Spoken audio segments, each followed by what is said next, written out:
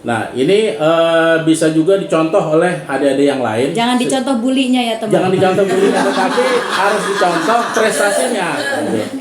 Kalau mencontoh membulinya nggak baik.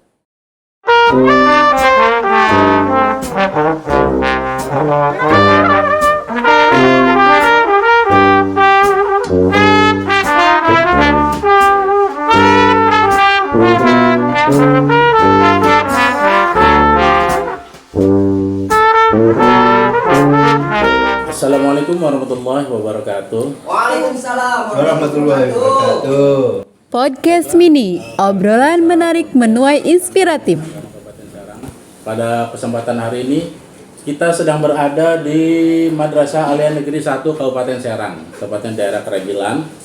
Dan bersama kita sudah ada 3 narasumber, yaitu para siswa-siswi yang berprestasi di MAN 1 Serang ini.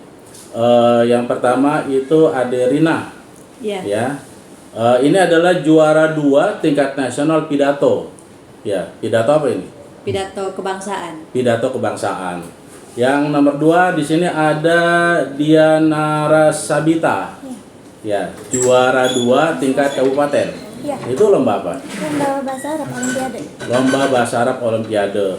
Dan yang 3 di sini ada Ade Rahma Azmina. Ya, juara harapan 3 tingkat umum. Ya. Tepatnya lomba Itu lomba ngevlog dengan bahasa daerah. lomba ngevlog dengan menggunakan bahasa daerah. Baiklah para pemirsa sekalian, pada kesempatan kita akan bertanya-tanya terhadap dengan ketiga narasumber ini.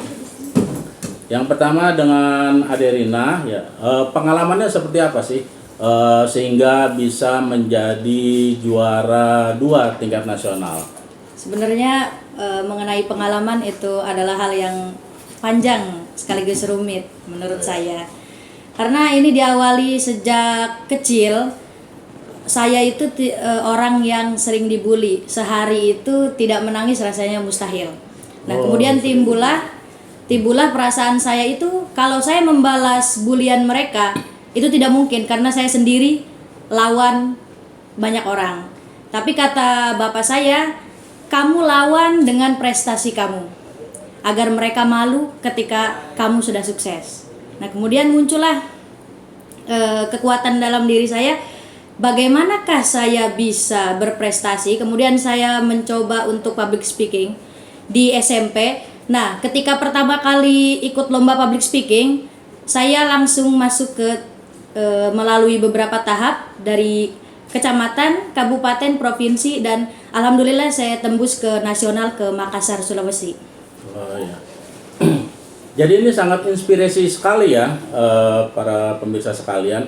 Itu akibat karena sering dibully ya. Iya, Karena akibat sering disakiti, sering diganggu, dijaili, sehingga timbul Muncul motivasi dan semangat untuk melahirkan sebuah prestasi gitu. Wah, ternyata ini akibat dari bulian bisa menghasilkan sebuah prestasi. Nah, ini bisa juga dicontoh oleh adik-adik yang lain. Jangan dicontoh bulinya ya teman. Jangan dicontoh bulinya, tetapi harus dicontoh prestasinya. Kalau mencontoh membulinya nggak baik. Oke, itu salah satu pengalaman yang tadinya pahit berbuah menjadi manis akibat tidak menelan secara bulat-bulat setiap bulian, setiap cacian, tetapi itu menjadi pecut ya bagi diri kita, batu loncatan sehingga kita bisa melangkah, justru malah menjadi motivasi ya, supaya bisa lebih baik lagi. Sangat inspirasi sekali. Yang kedua ini Ade Dianara, seperti apa nih pengalamannya sehingga menjadi juara 2 tingkat kabupaten?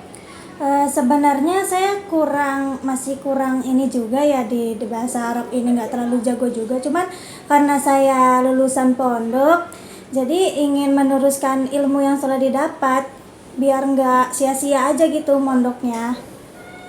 Karena lulusan pondok pesantren. Ya. Jadi ingin mengembangkan ilmunya ya. Iya. Sehingga mengikuti perlombaan-perlombaan. Ya.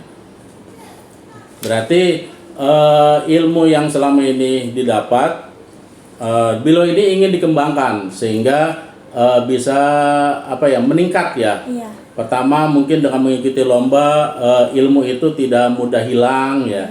Bahkan bisa jadi cepat dihafal ya. Bahkan bisa lebih bagus lagi. Yang ketiga ini ada Ade Rahma, juara Harapan 3 ngeplok. Wah, ini kayaknya hal yang unik ya.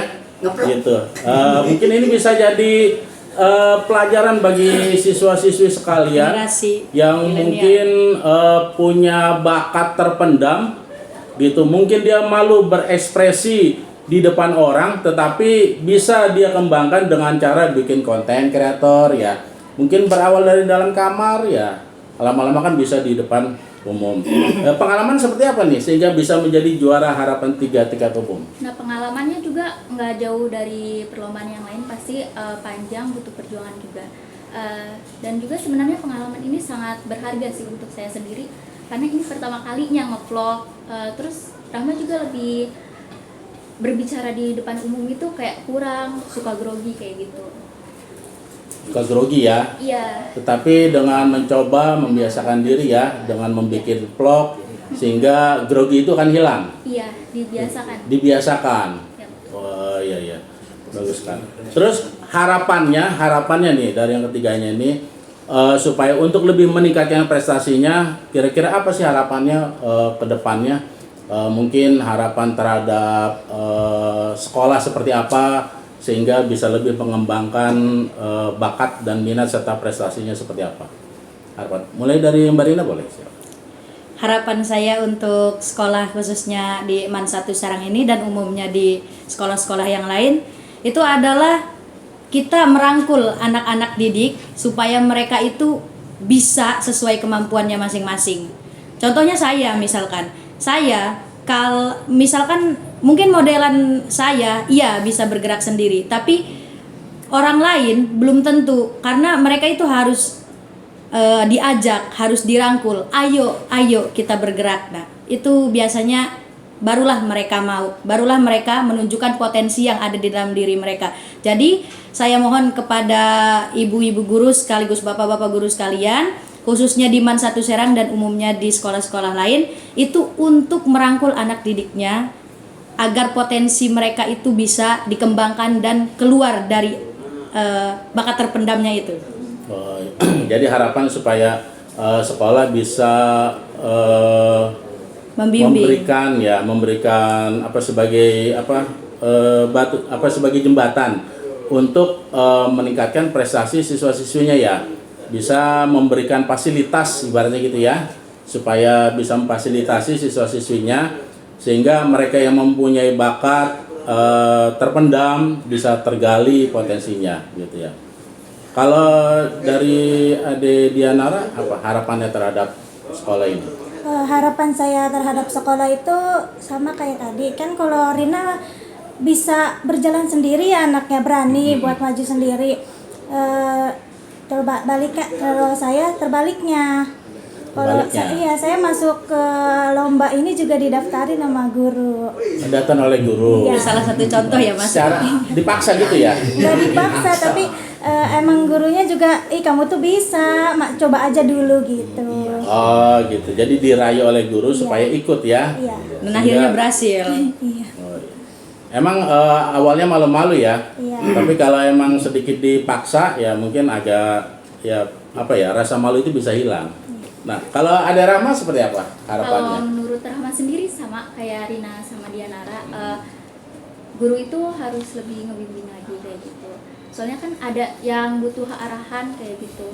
Ada yang kayak pengalaman pertama atau ini. Terus kalau misalkan guru kan biasanya langsung nunjuk, ngelihat dari potensi.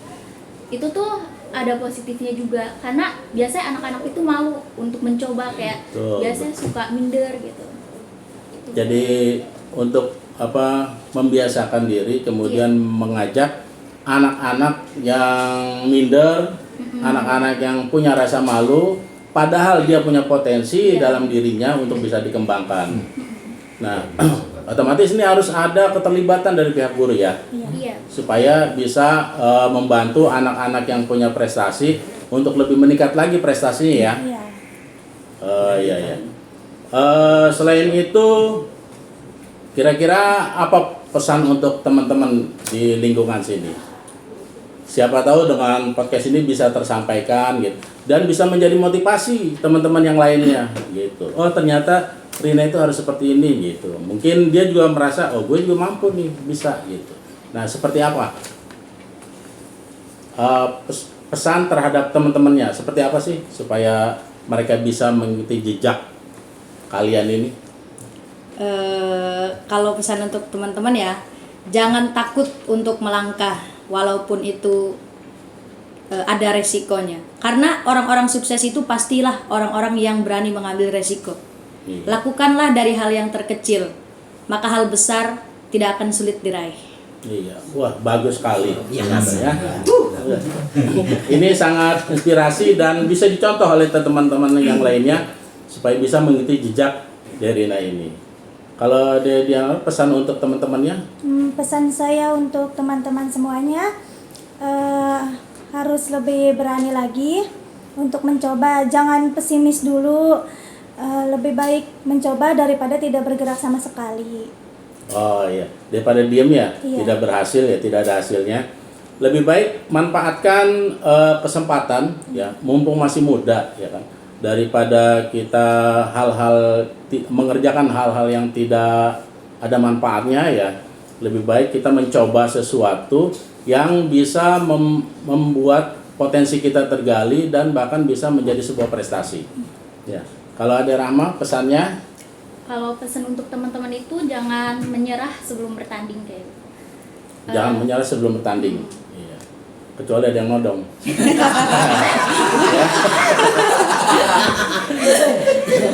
Iya. Baiklah teman-teman podcast Kembar Kabupaten sekalian, dari ketiganya kita sudah mendapatkan gambaran bahwa ternyata mereka ini tidak langsung memiliki prestasi, tetapi ada latar belakang yang mendorong mereka berbuat seperti ini, yang mendorong mereka menjadi sebuah prestasi, menjadi juara.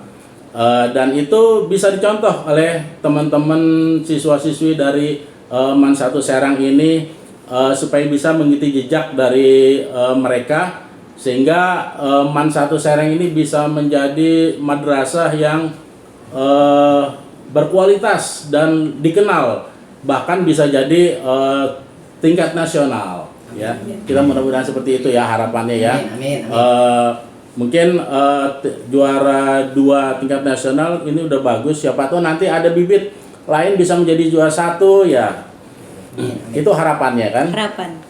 Iya, semoga saja pihak sekolah bisa memfasilitasi para juara ini untuk lebih meningkat ke jenjang berikutnya. Seperti itu ya. Baiklah. Para pemirsa sekalian, podcast dari kantor Kementerian Agama Kabupaten Serang. Mudah-mudahan dengan podcast kali ini yang mungkin singkat tetapi bisa memberikan motivasi bagi teman-teman siswa-siswi Madrasah Aliyah Negeri 1 Serang, sehingga mereka yang tadinya punya potensi secara terpendam bisa memiliki kemauan untuk menunjukkan prestasinya di kancah yang lebih tinggi lagi. Nah, demikian yang dapat kita sampaikan. Terima kasih. Assalamualaikum warahmatullahi wabarakatuh. Waalaikumsalam.